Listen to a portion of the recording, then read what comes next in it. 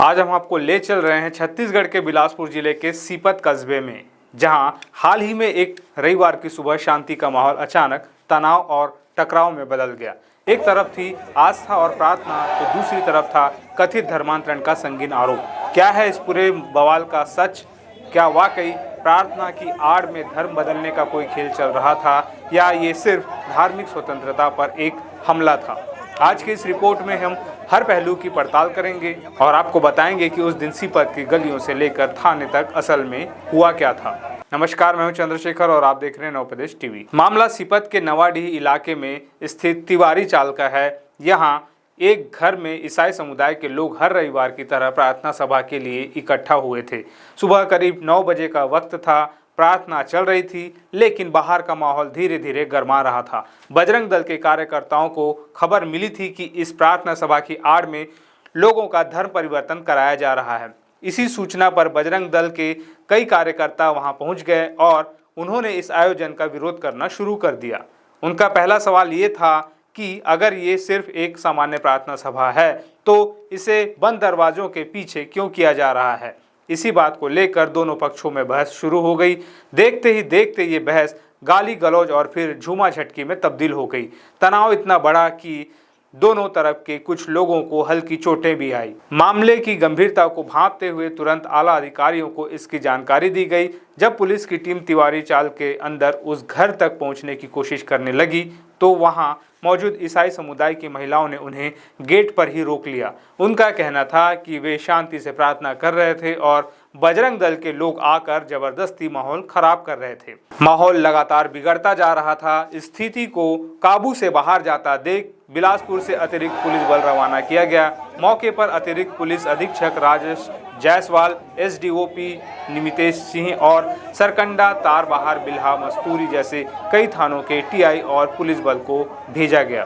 Police की भारी मौजूदगी ने किसी तरह उस वक्त तो मामले को शांत कराया, लेकिन ये टकराव का अंत नहीं बल्कि एक नई शुरुआत थी।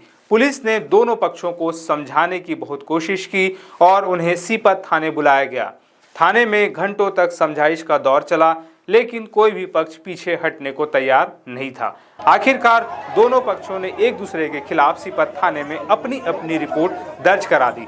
बजरंग दल ने कथित धर्मांतरण और मारपीट का आरोप लगाया, तो वहीं ईसाई समुदाय ने प्रार्थना में विघ्न डालने और उनके साथ मारपीट करने की शिकायत दर्ज कराई।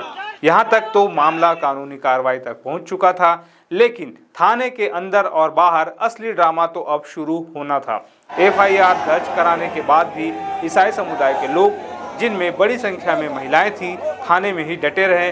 उनकी एक ही मांग थी, बजरंग दल के कार्यकर्ताओं को तुरंत गिरफ्तार किया जाए। वो अपनी मांग पर अड़े हुए थे और थाने से जाने को तैयार नहीं थे। इसी दौरान एक और घटना हुई जिसने माहौल में आग में घी डालने का काम किया। जब ईसाई समुदाय की कुछ महिलाएं थाने से बाहर निकल रही थी, तो उन्होंने बजरंग दल के एक कार्यकर्ता को पकड़ लिया। एक खबर जैसे ही बाहर फैली, सीपत थाने का माहौल पूरी तरह बदल गया। देखते ही देखते बजरंग दल के सैकड़ों समर्थक थाने के बाहर जमा हो गए। कुछ ही मिनटों में ये भीड़ 400 से 500 लोगों तक पहुंच गई। नाराज बजरंग दल के कार्यकर्ताओं ने थाना परिसर में ही जमीन पर बैठकर हनुमान चालीसा का पाठ करना शुरू कर दिया और जय श्री राम के नारे लगाने लगे। उनका साफ कहना था कि जब तक ईसाई समुदाय के लोग वहां से नहीं जाते और उनके कार्यकर्ता को छोड़ नहीं दिया जाता, वो भी वहां से नहीं हटेंगे। थाने का परिसर नारों और हनुमान चालीसा की गूंज से भर गया। पुलिस के लिए ये एक बेहद चुनौतीपूर्ण स्थिति बन गई। एक तरफ गिरफ्तारी की मांग पर अड़ा एक पक्ष था, तो दूसरी तरफ अपने कार्यकर्ता को पकड़े जाने से नाराज दूसरा पक्ष। पुलिस प्रशासन के आला अधिकारी लगातार दोनों पक्षों को समझाने की कोशिश करते रहे। घंटों की मशक्कत और भारी तनाव के बाद बड़ी मुश्किल से दोनों पक्षों को समझा बुझाकर मामला शांत कराया गया और उन्हें घर भेजा गया। अब सवाल उठता है कि इस पूरे विवाद में दोनों पक्षों के तर्क क्या है? बजरंग दल का पक्ष है कि उन्हें लगातार सूचना मिल रही थी कि उस जगह प्रार्थना के नाम पर गरीब और भोले भाले लोगों को बहला फुसलाकर उनका धर्म परिवर्तन कराया जा रहा है और वो इसी धर्मांतरण के खेल को रोकने के लिए वहां गए थे। वहीं ईसाई समाज का पक्ष है कि वो सिर्फ अपनी साप्ताहिक प्रार्थना सभा कर रहे थे, जो कि उनका संवैधानिक और धार्मिक अधिकार है। उनका आरोप है कि बजरंग दल के कार्यकर्ताओं ने बिना किसी सबूत के उन पर झूठे आरोप लगाए, उनकी प्रार्थना में बाधा डाली और उनके साथ गाली गलौज और मारपीट की। ये उनकी धार्मिक स्वतंत्रता पर सीधा हमला है। पुलिस ने दोनों पक्षों की शिकायत पर एफआईआर दर्ज कर ली है और मामले की जांच कर रही है। लेकिन सीपत की ये घटना अपने पीछे कई बड़े सवाल छोड़ गई है। क्या किसी धार्मिक सभा पर सिर्फ शक के आधार पर इस तरह का विरोध करना सही है? और अगर धर्मांतरण का आरोप लग रहा है तो उसकी सच्चाई क्या है? इन सवालों का जवाब तो पुलिस की जांच के बाद ही मिलेगा। इस पूरी घटना पर आपकी क्या राय है? आपको क्या लगता है, सच क्या है? कमेंट सेक्शन में हमें अपनी राय जरूर बताएं, लेकिन कृपया अपनी भाषा में संयम और सम्मान बनाए रखें।